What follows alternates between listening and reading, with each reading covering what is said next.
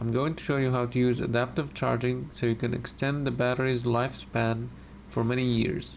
So the process is very simple. First go to settings, click on settings, and then type in the search adaptive charging. So this will come up on top.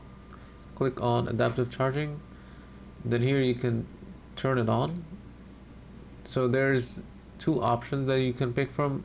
There's this adaptive charging, which is really useful and is really good. This will make sure that your phone is fully charged at the right time. And there's this other option which will limit your phone's battery to charge up to 80%. It's not gonna go any higher. So this feature is really useful because it can really help save the battery life for many years to come. That's pretty much it for the video. If you find it helpful, please subscribe to the channel. Thanks for watching.